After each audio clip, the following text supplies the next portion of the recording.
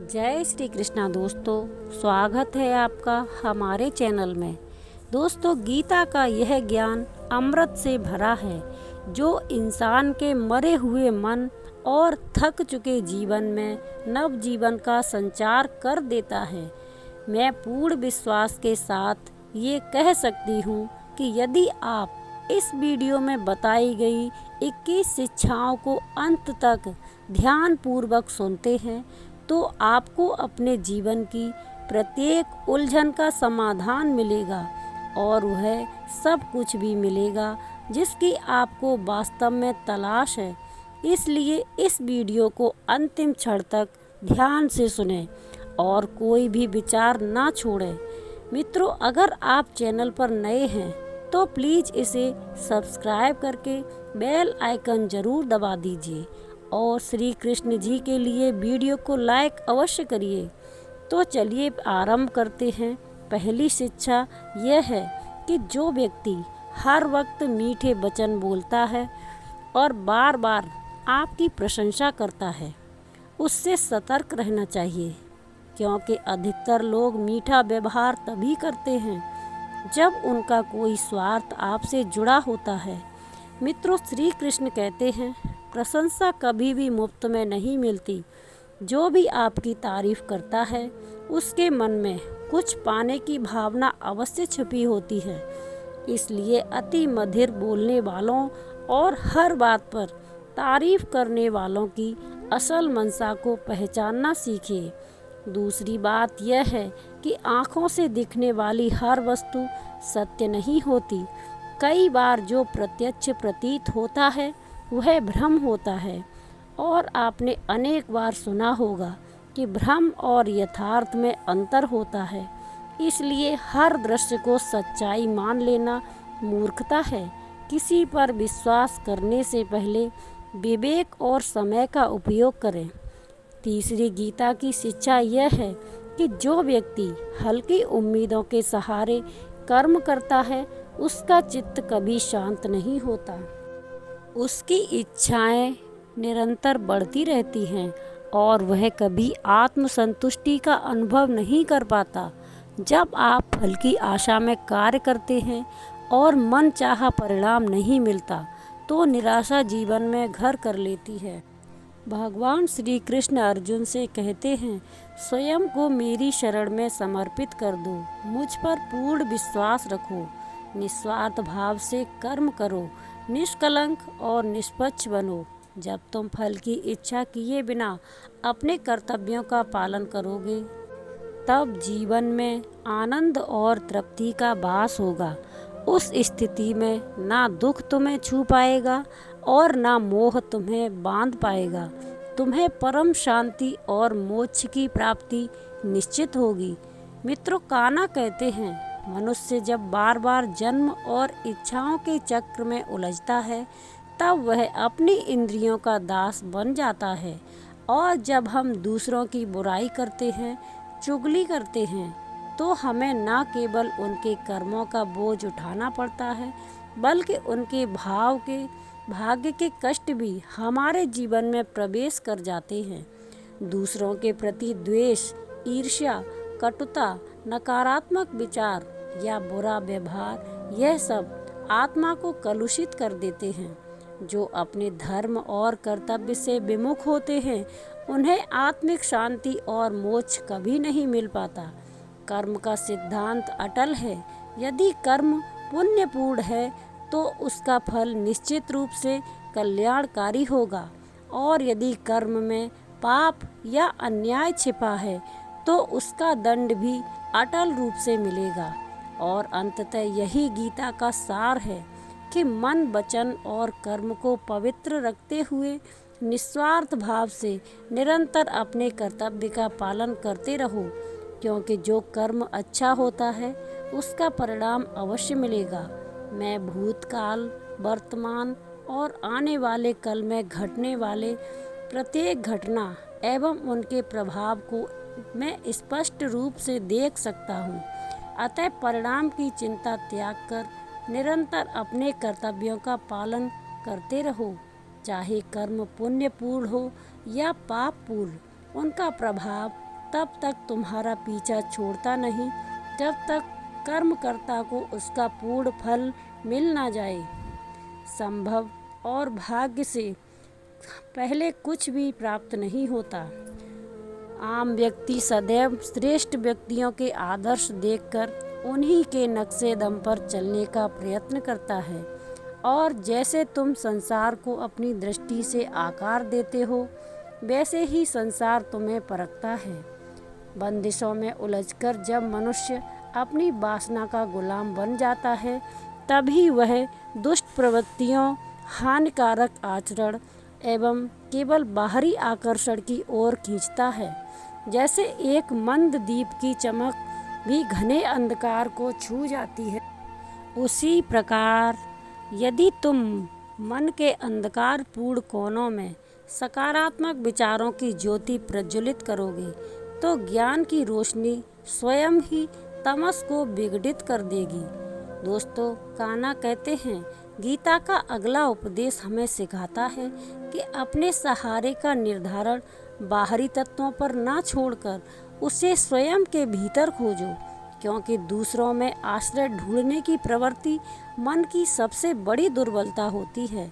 जो व्यक्ति मानता है कि दूसरों के सहारे ही उसका उद्धार होगा, वही वास्तव में संकट के समय सबसे अधिक अकेलापन और पीड़ा का अनुभव करता है। केवल परमात्मा को अपना अटल आधार बनाओ, क्योंकि जब भी कठिनाई प्रकट होगी, वह किसी न किसी रूप में तुम्हारी सहायता अवश्य करेगा। दुनिया को अपना सहारा मानना व्यर्थ है, क्योंकि जो मनुष्य अपने लिए सहारा मांगते हैं, वे तुम्हारा सहारा कैसे बन सकेंगे। गीता की अगली शिक्षा के अनुसार क्रोध मानव जीवन का संहारक है। क्रोध में उद्विग्न व्यक्ति का कोई भी मित्र ठहरता नहीं, उसके सभी संबंध विधुन्य हो जाते हैं।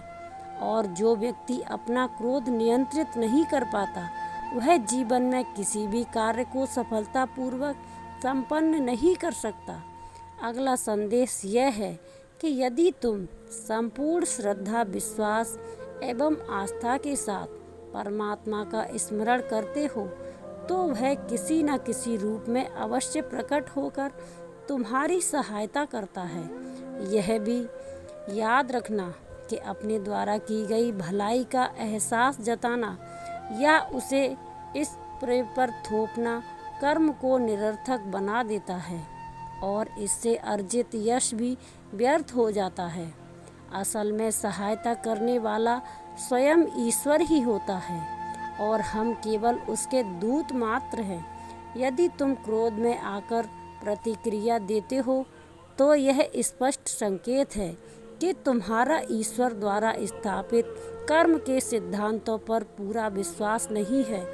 अपने मन में कभी संदेह को पनपने ना दो, क्योंकि वही संदेह भ्रांतियों के विशाल पहाड़ खड़ा कर देता है, जिससे जीवन का सुख चुराया जाता है। यदि कोई तुम्हें आहत करता है, तो समय और कर्म स्वयं उसका हिसाब ले लेते हैं। स्वार्थी अपेक्षाओं से ऊपर उठकर परोपकार के मार्ग पर चलो, और चिंता के बजाय चिंतन में मग्न रहो, क्योंकि यदि मन अनियंत्रित हो जाए, तो वह तुम्हारा सबसे बड़ा दुश्मन बनकर तुम्हें विनाश के पथ पर ले जाएगा। ज्ञान को सदैव बुद्धिमत्ता एवं विवेक से उच्चतर समझते हुए इसे अर्जित कर बांटना ही सच्चा उदारता है, ताकि समाज में सकारात्मक परिवर्तन संभव हो सके। किसी एक की निरंतर सहायता करने से बेहतर है कि तुम ऐसे लोगों को प्रोत्साहित करो जो स्वयं सक्षम बन सके। जो व्यक्ति केवल परिणाम की आशा से प्रेरित होकर कर्म करता है, वह अपने ही कर्मों की जंजीरों में जकड़ जाता है। कोई भी मनुष्य अपने जन्म से महान नहीं होता, बल्कि उसके द्वारा किए गए कर्म ही उसकी महानता का निर्धारण करते हैं। यह संसार तुम्हें वैसा ही प्रतीत होगा जैसा तुम स्वयं उसे देखना चाहोगे। अपने मन से भेदभाव के सारे पर्दे हटा दो, तब ना कोई तुम्हारा है ना पराया, सब एक समान है और तुम सबके हो। जब कोई व्यक्ति निष्काम भाव से कार्य करता है, और फल की इच्छा त्याग देता है, तभी उसका जीवन सच्चे सुख और संतोष की ओर अग्रसर होता है। जब तक इंद्रियां तुम्हारे वश में है, तब तक कोई भी पीड़ा तुम्हें डिगा नहीं सकती। वही व्यक्ति शांति प्राप्त करता है जो मैंने किया, यह मेरा है जैसी अहंकार की भावना से मुक्त हो जाता है। अत्यधिक मोह और अटूट लगाव किसी भी व्यक्ति, वस्तु या स्थान से अंततः पीड़ा का कारण बनते हैं। जो इंसान थोड़ा पाकर भी प्रसन्न रहता है और अधिक की अपेक्षा नहीं करता, वही असल में संतोषी कहलाता है। मित्रों, कान्हा कहते हैं, मन की अशांति ही दुख की जननी है, जबकि शांत चित्त ही सच्चे सुख का द्वार खोलता है। मन जितना स्थिर होगा, जीवन उतना ही मधुर और सफल होगा। जो मन हर समय उथल पुथल से ग्रस्त रहता है, वह हर परिस्थिति में दुख खोज लेता है, जबकि स्थिर चित्त व्यक्ति हर परिस्थिति में प्रसन्नता खोज लेता है। किसी से आवश्यकता से अधिक लगाव रखना आत्मविनाश का कारण बन सकता है। धृतराष्ट्र का अंधा मोह केवल सत्ता के प्रति था और इसी मोह ने समूचे राष्ट्र को विनाश की ओर धकेल दिया। ठीक उसी प्रकार जब हम किसी के प्रति आवश्यकता से अधिक आसक्ति पाल लेते हैं, तो वह चीज़ हमें मिले या ना मिले, पर हमारी शांति अवश्य छीन लेती है। अगली शिक्षा कहती है कि आत्मज्ञान वह दीपक है जो हमारे भीतर के अंधकार को दूर कर सकता है। अगर तुम अपने आत्मविश्वास को दूसरों की बातों से कमज़ोर होने दोगे, तो तुम कभी भी अपने मार्ग पर नहीं टिक पाओगे। इसीलिए सबसे पहले खुद पर विश्वास करो और अपने कदमों से अपनी राह स्वयं निर्मित करो। यह जीवन बहुत छोटा है, हर क्षण मूल्यवान है, इसीलिए बीते हुए कल की चिंता छोड़कर आज को संवारो और आने वाले कल को बेहतर बनाओ। जब परेशान हो तो कर्म करो और उसके परिणाम की चिंता ईश्वर पर छोड़ दो। जितना अधिक तुम पुरुषार्थ करोगे, उतना ही सुगम होगा तुम्हारा स्वर्ग का मार्ग। अपने जीवन को भगवान के चरणों में समर्पित कर दो। नित्य सेवा और अच्छे कर्म करते रहोगे। लोगों को भटकने से बचाओ, उन्हें सत्य की ओर ले जाओ। वास्तविक ज्ञानी कभी इंद्रिय जनित सुखों में लिप्त नहीं होता, वह आनंद की खोज में रमता है। जो बीत गया उसे अच्छा मानो, जो हो रहा है उसमें भरोसा रखो और जो होगा उस पर विश्वास करो, क्योंकि सब ईश्वर की इच्छा से ही होता है।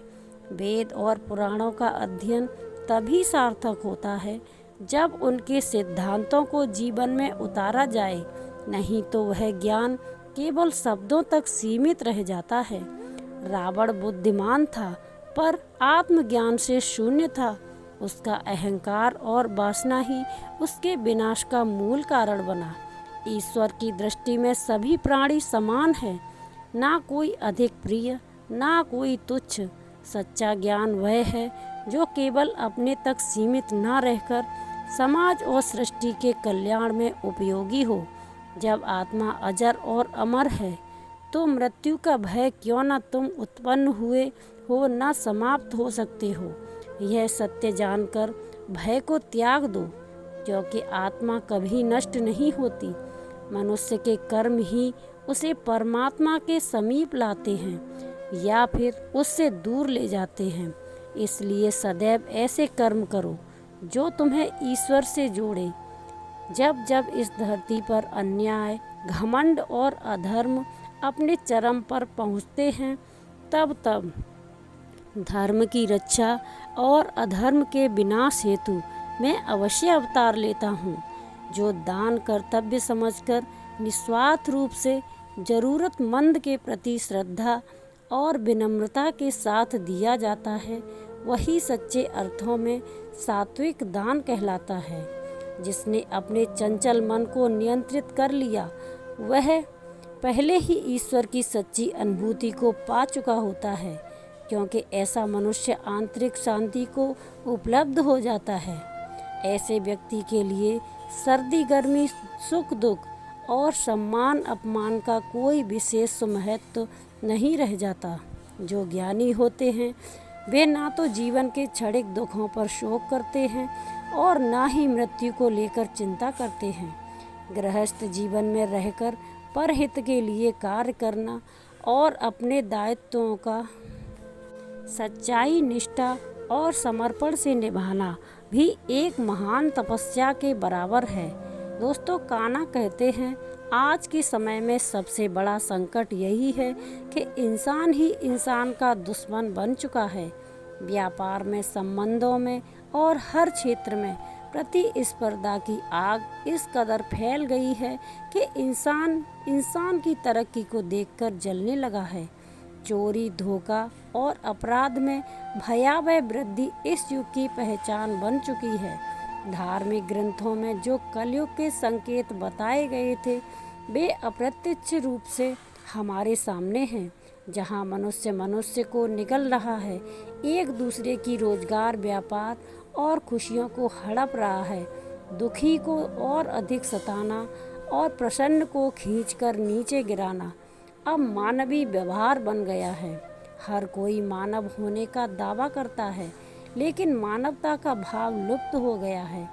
एक भिखारी प्यास से व्याकुल होकर एक धनी व्यक्ति से पानी मांगता है, लेकिन वह व्यक्ति उत्तर देता है कि पानी देने वाला नौकर नहीं है, इंतजार करो। कुछ देर बाद भी वही उत्तर मिलता है। अंततः वह भिखारी कहता है, तुम खुद ही थोड़ी देर के लिए इंसान क्यों नहीं बन जाते? यही तो आज की स्थिति है। इंसान बनने के लिए कोई तैयार नहीं है। हर कोई सिर्फ अपना स्वार्थ देख रहा है। किसी की पीड़ा से किसी को कोई सरोकार नहीं है, बस दूसरे को पछाड़ने की होड़ लगी है। यही कारण है कि इस युग को मतलबी युग कहा गया है। गीता का 11वां उपदेश कहता है, जीवन में कभी भी स्वयं को किसी का आश्रित मत बनाने दो। जब तक आप आत्मनिर्भर हो तब तक कोई आपका शोषण नहीं कर सकता। जिस क्षण आप किसी पर निर्भर हो जाते हैं उसी क्षण से आप उसकी दया पर जीने लगते हैं। यह पर निर्भरता धीरे धीरे आत्मसम्मान को खा जाती है। आपकी सबसे बड़ी पीड़ा उन्हीं से आती है जिनके लिए आप मानसिक या भावनात्मक रूप से निर्भर हो जाते हैं। मन की निर्भरता सबसे गंभीर होती है। ध्यान रखो, माँ बाप को छोड़कर दुनिया में कोई ऐसा नहीं जो आपकी निर्भरता का लाभ ना उठाए। इसलिए अपने मन को मजबूत बनाओ और किसी ज़रूरतमंद ना बनो। गीता का 12वां उपदेश यह है, विफलता के भय से रुक जाना जीवन की सबसे बड़ी असफलता है। क्रोध भ्रम को जन्म देता है, भ्रम से विवेक नष्ट होता है और जब बुद्धि साथ छोड़ दे तो विनाश निश्चित होता है। बड़ी सफलता एक ऐसे बंद ताले में बंद होती है जिसे 5 चाबियां खोलती हैं। सकारात्मक सोच, एकाग्र मन, सच्ची लगन, दृढ़ इच्छा शक्ति और निरंतर प्रयास। यदि बिना किसी लालसा और स्वार्थ के कर्म नहीं किया गया तो मोक्ष की कल्पना भी व्यर्थ है। जब मनुष्य अपनी इंद्रियों के वश में आ जाता है तब वासना, आलस्य और लोभ उसे अपने अधीन कर लेते हैं। ऐसे में लक्ष्य से भटकना स्वाभाविक होता है। मित्रों, कान्हा कहते हैं, सच्चे लक्ष्य की प्राप्ति के लिए कर्म में पूरी तरह समर्पण आवश्यक है और इसके लिए मन से धन की लालसा को निकालकर पूरी शक्ति और चेतना से अपने कर्म पर केंद्रित होना चाहिए। कर्म को लेकर श्री कृष्ण कहते हैं, हे अर्जुन, तुम्हारा अधिकार केवल कर्म पर है, फल की चिंता तुम्हारा कार्य क्षेत्र नहीं। जब तुम निष्काम भाव से अपने कर्तव्यों का पालन करोगे तभी तुम सच्चे अर्थों में कर्मयोगी बन पाओगे। अगर तुम अपने कार्यों को लालच, इच्छा या लाभ की आशा से करोगे तो निराशा निश्चित होगी, क्योंकि स्वार्थी प्रयास सच्ची संतुष्टि नहीं दे सकते। क्रोध सबसे पहले विवेक को निगल जाता है, जिससे निर्णय शक्ति कमज़ोर हो जाती है। जब व्यक्ति तर्क खो देता है तब वह सही और गलत में फर्क नहीं कर पाता। इसलिए मन को शांत रहकर कर्म करना ही श्रेष्ठ होता है। अच्छे कर्मों का बीज बोने के लिए पहले विचारों को शुद्ध करना पड़ता है। सकारात्मक सोच ही वह भूमि है जिससे अच्छे कर्मों की फसल लहलहाती है। मनुष्य जैसा सोचता है वैसा ही बनता है। हमारा वातावरण, संगति और दिनचर्या हमारे स्वभाव को गढ़ती है। यदि हम सच्चे, प्रेरणादायक और ईमानदार लोगों के बीच समय बिताते हैं तो हमारे अंदर भी वैसी ही अच्छाइयाँ जन्म लेती हैं। जो व्यक्ति अपने कर्तव्य को ही पुरस्कार मानकर निष्काम भाव से कर्म करता है, ईश्वर उसे अपेक्षा से भी अधिक फल प्रदान करता है। यदि जीवन में बड़ा सपना देखना है तो पहले कल्पना करने का साहस जुटाना होगा। यथार्थ की नींव कल्पना पर ही रखी जाती है। मित्रों, कान्हा कहते हैं, रिश्तों में सबसे बड़ी नींव होती है मर्यादा। जब कोई अपनी सीमाओं को लांघता है, चाहे वह छोटा हो या बड़ा, वह संबंध धीरे धीरे समाप्त होने लगता है। इज्जत, परस्पर समझदारी और सीमाओं की मर्यादा अगर टूट जाए तो रिश्ता केवल नाम का रह जाता है। जिस रिश्ते में न सम्मान हो न नियंत्रण, वह धीरे धीरे खुद को समाप्त कर देता है। गीता बार बार हमें यही सिखाती है कि जो व्यक्ति अपनी सीमाएं भूल जाता है वह न स्वयं को संभाल पाता है और न ही अपने संबंधों को। और फिर से मित्रों, कान्हा कहते हैं, ऐसे लोगों से सतर्क रहो जो सामने तो प्रेम दिखाते हैं लेकिन पीठ पीछे विष बोते हैं। ऐसे लोग अमृत जैसे मीठे शब्द बोलते हैं पर भीतर से जहरीले इरादे रखते हैं। भगवान कहते हैं, इनसे बचना ही बुद्धिमानी है। यह वही होते हैं जिन्हें आप मित्र समझते हो, लेकिन वे ही आपको सबसे ज़्यादा नुकसान पहुंचाते हैं। अपनी भावनाओं का व्यापार हर किसी से मत करो।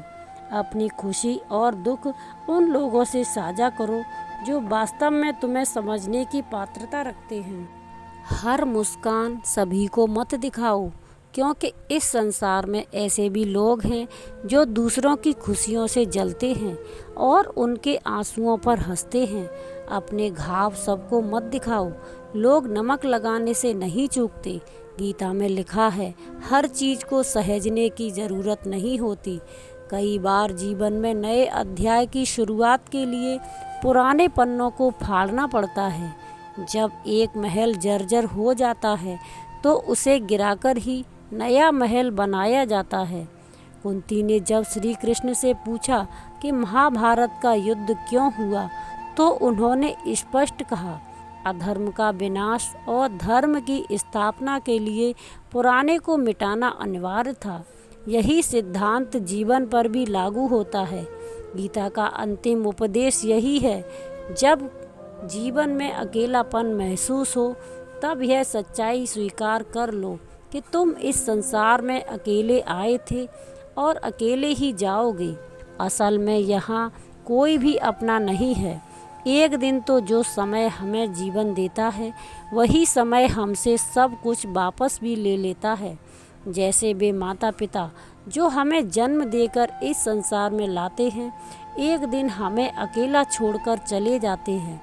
ऐसे में यदि दुनिया वाले साथ छोड़ दें तो इसमें हैरानी कैसी, क्योंकि एक ऐसा भी है जो हर क्षण हमारे साथ है, वह यह स्वयं ईश्वर। वो ना कभी छोड़ता है ना कभी भुलाता है। भगवत गीता में श्री कृष्ण ने अर्जुन से कहा था, हे पार्थ, चाहे कोई मुझे जाने या ना पहचाने, मैं हर जीवात्मा के साथ हूँ, क्योंकि समस्त सृष्टि मेरी ही संतान है। इसलिए जब कभी मैं अकेलापन घेरने लगे तो समझ लेना कि तुम वास्तव में कभी अकेले नहीं हो। गलत लोगों की संगत से बेहतर है एकांत में रहना। कहावतें बहुत कुछ कह जाती हैं। कभी कहा गया है कि कुछ ना होने से कुछ होना बेहतर है, पर असल समझ यह है कि मूर्खता से दूरी शून्यता से अधिक लाभकारी होती है। इसलिए जीवन में ऐसा कोई साथ ना निभाओ जो तुम्हारी आत्मा की शांति छीन ले। दोस्तों, कान्हा कहते हैं, यदि किसी का साथ तुम्हारे आत्मसम्मान को तोड़ता हो तो उस साथ का त्याग दो। दुनिया का कोई रिश्ता ईश्वर के साथ के बराबर नहीं हो सकता। गीता का एक और अमूल्य ज्ञान है, अपने धन, पद या शक्ति पर अभिमान करना स्वयं अपने विनाश को आमंत्रित करना है। दुर्योधन का उदाहरण सामने है। उसे अपनी भाव सेनाओं पर, अपने योद्धाओं पर और अपनी सत्ता पर घमंड था। उसे लगा कि पांडवों को वह क्षण भर में मिटा देगा, लेकिन उसी घमंड ने उसके सर्वनाश का मार्ग खोल दिया। सफलता के शिखर पर भी विनम्रता ही मनुष्य की सबसे बड़ी संपत्ति होती है। अर्जुन से श्री कृष्ण कहते हैं, हे अर्जुन, मृत्यु एक ऐसा सत्य है जिसे कोई न टाल सकता है, न टालने की चेष्टा करनी चाहिए। यह शरीर केवल एक आवाज़ है, क्षणिक, अस्थायी, लेकिन आत्मा शाश्वत है जो कभी नष्ट नहीं होती। जो जन्म लेता है उसकी मृत्यु तय है, और जो मृत्यु को प्राप्त होता है वह पुनः जन्म भी लेता है। इसलिए मृत्यु पर रोने या उससे भयभीत होने की कोई आवश्यकता नहीं। सत्य को पहचान कर स्वीकारना ही विवेक है, और झूठ को पकड़े रहना केवल भ्रम है। जब हम अपनी सोच को दूसरों पर थोपते हैं तो हम औरों की स्वतंत्रता छीनते हैं। वासना, क्रोध और लोभ, यह 3 नरक के द्वार हैं। इनसे बचना आत्म कल्याण का मार्ग है। मोक्ष तभी मिलता है जब हम जन्म मरण के बंधनों से ऊपर उठते हैं, और इसके लिए आत्मा की अग्नि में तपना पड़ता है। जैसे सोना अग्नि में तपकर शुद्ध होता है, मन ही मनुष्य का सबसे निकटस्थ मित्र है, और वही उसका सबसे प्रबल शत्रु भी बन सकता है। इच्छाएं अगर सीमित हों तो प्रेरणा बनती हैं, लेकिन जब वे असीमित हो जाएं तो जीवन को नष्ट कर देती है। बिना पुरुषार्थ के नकारात्मक परिणाम की कामना करना केवल भ्रम है। धर्म का मार्ग कठिन हो सकता है, लेकिन परिणाम की चिंता किए बिना उसका पालन करना ही सच्ची निष्ठा है। दोस्तों, मिकाना कहते हैं, जहाँ तुम्हारे आत्मसम्मान और प्रेम की कोई कीमत ना हो, वहाँ रहना आत्म विनाश के समान है। जहाँ सिर्फ उपेक्षा मिले, वहाँ रुकना आत्मा का अपमान है। और अंत में गीता का 21वां उपदेश कहता है, जहाँ तुम्हारे लिए सच्चा मान शान, आदर और प्रेम ना हो, वहाँ कदम मत रखो। महाभारत का युद्ध आरंभ होने से पहले श्री कृष्ण स्वयं शांति का प्रस्ताव लेकर हस्तिनापुर गए थे। पांडवों की तरह जब भी श्री कृष्ण ने न्याय और शांति की भावना से हस्तिनापुर की ओर कदम बढ़ाए, तो उन्होंने केवल अपने भाइयों के लिए नहीं, बल्कि धर्म की रक्षा के लिए भी याचना पूर्वक शांति प्रस्ताव रखा। जैसे ही शकुनी ने श्री कृष्ण को सभा में देखा, वह दुर्योधन से बोला, कृष्ण कोई सामान्य व्यक्ति नहीं है, यह चमत्कारी है। यदि यह हमारे पक्ष में आ जाए तो पांडवों की हार निश्चित हो जाएगी। इसलिए इसे अपने पक्ष में करने की कोशिश करो, इसका सम्मान करो, इसे आमंत्रण दो और अपने घर बुलाकर इसकी मेहमान नवाजी करो। दुर्योधन ने वैसा ही किया। श्री कृष्ण के हस्तिनापुर पहुँचते ही उसने उन्हें अपने महल में रुकने के लिए कहा। बोला, प्रभु, आप मेरे राजमहल में ठहरिए, मेरे आतिथ्य को स्वीकार कीजिए और मेरे घर का अन्न ग्रहण कीजिए।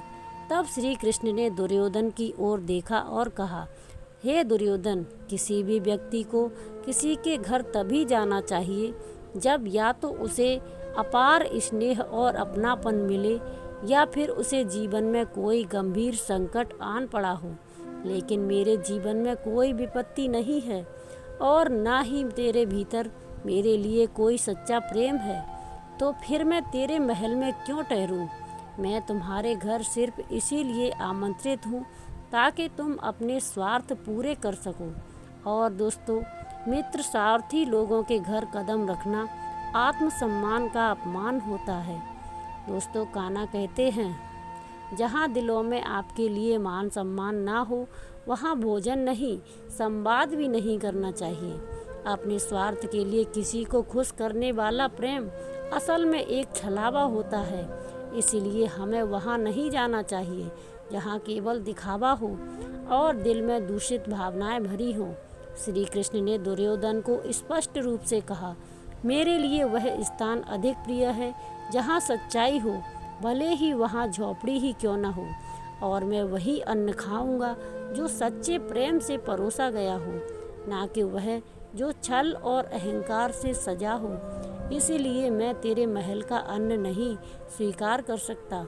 यह प्रसंग हमें सिखाता है कि संबंधों में केवल शब्द मायने नहीं रखते, भावना और नियत अधिक महत्वपूर्ण होती है। अगर कोई आपकी आत्मा की कद्र नहीं करता तो उसके दिए वैभव को स्वीकारना आत्मा का तिरस्कार करना है। दोस्तों, कान्हा कहते हैं, जिस जगह आपका सम्मान, स्नेह और भावनात्मक मूल्य नहीं है, वहाँ रुकना स्वयं के आत्मसम्मान से समझौता करना होता है। अपनापन और इज्जत वही है जो बिना बोले भी महसूस हो, और दिखावा वही है जो बड़े शब्दों के पीछे खोखला हो। और इसीलिए श्री कृष्ण ने केवल वही चुना जो सच्चा था, जो धर्म के अनुकूल था और जिसमें उन्हें आत्मिक संतोष मिले। और यही तो सिखाता है गीता का, जब कोई अपना व्यक्ति हमारे जीवन से दूर चला जाता है तो एक अजीब सा खालीपन हमारे दिल और आत्मा में घर कर लेता है। मन टूटता है, दिल में कसक उठती है और अनगिनत सवाल सिर उठाने लगते हैं। क्या मेरी कोई गलती थी? क्या मैं किसी लायक नहीं था? क्या मैंने ऐसा क्या कर दिया जो उसके साथ छोड़ दिया? हम खुद को कटघरे में खड़ा कर लेते हैं और अपने अस्तित्व पर ही सवाल उठाने लगते हैं। लेकिन दोस्तों, यह समझना बहुत ज़रूरी है कि हर बिछड़ना एक सज़ा नहीं होता। कई बार जो लोग हमें छोड़कर जाते हैं वे दरअसल हमारे जीवन में अपनी भूमिका पूरी कर चुके होते हैं। उनका जाना एक जगह खाली करता है, और वह खाली जगह यूं ही नहीं होती, वह किसी खास के लिए बनती है, जो आने वाला है, जो हमारी ज़िंदगी का सच्चा भागीदार बनेगा। दोस्तों, कान्हा कहते हैं, जीवन में जो जाता है वह कुछ सिखाकर जाता है, जो आता है वह कुछ बदल कर लाता है। इसीलिए जब कोई आपको छोड़कर जाए तो टूटना नहीं, रुकना नहीं, यह अंत नहीं है, यह तो एक नई सुबह की आहट है। कई बार ब्रह्मांड हमें अकेले छोड़ता है ताकि हम खुद को खोज सकें, अपनी पहचान को, अपनी काबिलियत को, क्योंकि जब तक हम दूसरों की छाया में जीते हैं हम अपने भीतर के प्रकाश को नहीं देख पाते। हर बिछड़न अपने साथ एक सीख लेकर जाती है। वह हमें हमारी खुद की अहमियत की याद दिलाती है, हमें बताती है कि हम भी कुछ हैं, हमारे भीतर भी मूल्य है, गरिमा है। हम किसी के साथ रहकर उतने नहीं सीखते जितना उनके बिना रहकर खुद से मिलते हैं। कृष्ण ने गीता में कहा है, जो चला गया उसका काम खत्म हो चुका है। उसने जो देना था, सिखाना था, वह दे चुका। अब हम उसका स्थान किसी नए को लेना है, जो आपको संपूर्णता में देखेगा, जो आपको अधूरा नहीं पूरा समझेगा। इसलिए किसी के चले जाने को हार मत समझिए, यह बदलाव का संकेत है। यह संकेत है कि जीवन आपको अब एक नए अध्याय में प्रवेश करा रहा है। आपको यह भी समझना होगा कि जो रिश्ता सच्चा होता है वह आपको अधूरा छोड़कर नहीं जाता। जो दिल से जुड़ा होता है वह दूरी से नहीं टूटता, और जो केवल ज़रूरत से जुड़ा होता है वही समय पर साथ छोड़ता है। इसीलिए बिछड़न को अपने आत्मसम्मान से मत जोड़िए, यह वक्त का फैसला है और समय कभी गलत नहीं होता। दोस्तों, कान्हा कहते हैं, जो कुछ भी होता है वह हमारे कल्याण के लिए होता है, इवन जब वह दर्द देता है। और यह सच है कि जब कोई अपना हमें छोड़ता है वह एक दरवाज़ा बंद करता है, लेकिन साथ ही ब्रह्मांड कहीं और एक नया द्वार खोलता है, जिससे होकर जीवन हमें उस दिशा में ले जाता है जो हमारे लिए बनी है। इसलिए जब अगली बार कोई आपका साथ छोड़ दे तो उदास मत होइए, मुस्कुराइए और मन ही मन कहिए, धन्यवाद, तुम्हारा काम पूरा हो गया। अब मुझे इस व्यक्ति का स्वागत करना है जो मेरे जीवन की कहानी को नए अर्थ देगा, क्योंकि जो गया वह अध्याय था और जो आने वाला है वह पूरी किताब है। क्योंकि जैसा श्री कृष्ण ने गीता में कहा, हर अंत एक नई शुरुआत की नींव होता है। दोस्तों, आज के लिए बस इतना ही। प्यारे साथियों, जहां वक्त फिर से आप सभी से विनती है, अगर आप मेरे चैनल पर नए हैं तो इसे सब्सक्राइब करके बेल आइकन ज़रूर दबाएं और श्री कृष्ण जी के लिए एक लाइक तथा कमेंट में जय श्री कृष्णा राधे राधे लिखना मत भूलिए। मिलते हैं अगली वीडियो में, तब तक के लिए आप सभी को धन्यवाद। जय श्री कृष्णा राधे राधे।